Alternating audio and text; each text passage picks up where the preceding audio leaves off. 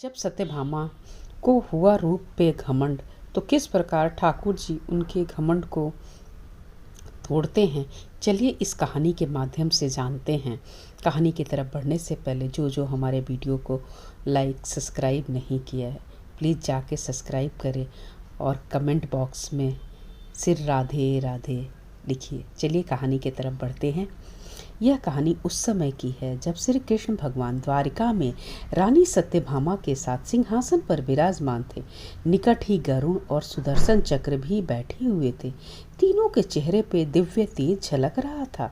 बातों ही बातों में रानी सत्यभामा ने श्री कृष्ण से पूछा, हे प्रभु, आपने त्रेता युग में राम के रूप में अवतार लिया था। सीता आपकी पत्नी थी, क्या वो मुझसे ज़्यादा सुंदर थी? ऐसा प्रश्न करती हैं सत्यभामा। द्वारकाधीश समझ गए कि सत्यभामा को अपने रूप का घमंड अभिमान हो गया है। तभी गरुड़ ने कहा कि भगवान, क्या दुनिया में मुझसे भी ज़्यादा तेज गति से उड़ उड़ सकता है? इधर सुदर्शन चक्र से भी रहा नहीं गया और वे भी कह उठे कि भगवान, मैंने बड़े बड़े युद्धों में आपको विजय श्री दिलवाई है, क्या संसार में मुझसे शक्तिशाली कोई है? भगवान मन ही मन मुस्कुराते रहे। वे जान रहे थे कि उनके तीनों भक्तों को अहंकार हो गया है और इनका अहंकार नष्ट करने का समय आ गया है। ऐसा सोचकर उन्होंने गरुड़ से कहा कि हे गरुड़, तुम हनुमान के पास जाओ और कहना कि भगवान राम माता सीता के साथ उनकी प्रतीक्षा कर रहे हैं। गरुड़ भगवान की आज्ञा लेकर हनुमान जी को लाने चले गए। इधर श्री कृष्ण ने सत्यभामा से कहा कि देवी, आप सीता के रूप में तैयार हो जाएं और स्वयं द्वारिकाधीश ने राम का रूप धारण कर लिया है। मधुसूदन ने सुदर्शन चक्र को आज्ञा देते हुए कहा कि तुम महल के प्रवेश द्वार पर पहरा दो और ध्यान रहे कि मेरी आज्ञा के बिना महल में कोई प्रवेश न करे। भगवान की आज्ञा पाकर चक्र महल के प्रवेश द्वार पर तैयार हो गया।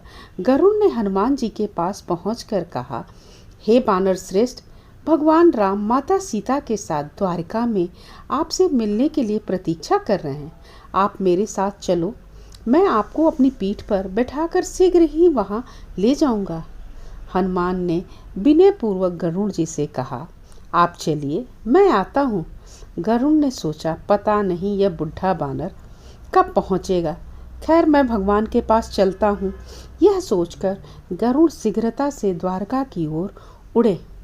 पर यह क्या, महल में पहुंचकर गरुड़ देखते हैं कि हनुमान तो उनसे पहले ही महल में प्रभु के सामने बैठे हैं। गरुड़ का सिर लज्जा से झुक जाता है। तभी श्री राम ने हनुमान से कहा कि पवन पुत्र, तुम बिना आज्ञा के महल में कैसे प्रवेश कर गए? क्या तुम्हें किसी ने प्रवेश द्वार पर रोका नहीं? हनुमान हाथ जोड़ते हुए सिर झुकाकर अपने मुंह से सुदर्शन चक्र को निकालकर प्रभु के सामने रख दिया। हनुमान ने कहा, प्रभु, आपसे मिलने से मुझे इस चक्र ने रोका था, इसलिए इसे मुंह में रखकर मैं आपसे मिलने आ गया, मुझे क्षमा करें। भगवान मन ही मन मुस्कुराने लगे। हनुमान ने हाथ जोड़ते हुए श्री राम से प्रश्न किया, हे प्रभु, आज आपने माता सीता के स्थान पर किस दासी को इतना सम्मान दे दिया है कि वह आपके साथ सिंहासन पर विराजमान है? अब रानी सत्यभामा का अहंकार भंग हो जाता है। उन्हें सुंदरता का अहंकार था जो पल भर में चूर हो जाता है। रानी सत्यभामा, सुदर्शन चक्र व गरुड़ तीनों के गर्भ चूर चूर हो गया था। वे भगवान की लीला समझ रहे थे। तीनों के आंखों में आंसू बहने लगे और वे भगवान के चरणों में झुक गए। अद्वितीय लीला प्रभु की अपने भक्तों के अहंकार को अपने भक्तों के द्वारा ही दूर किया उन्होंने। इस कहानी से क्या सार मिलता है या कि क्या सीख हमें मिलती है, चलिए जानते हैं। जीवन में कभी भी अहंकार नहीं करना चाहिए। जरूरी नहीं कि आज जो आपके पास है वह कल भी होगा। अपने अंदर जरा सा भी अहंकार आने लगे तो स्वयं ठाकुर जी हमसे दूर हो जाते हैं। ठाकुर जी को निस्वार्थ भक्तों की ही ज़रूरत होती है, अहंकार की नहीं। राधे राधे। धन्यवाद।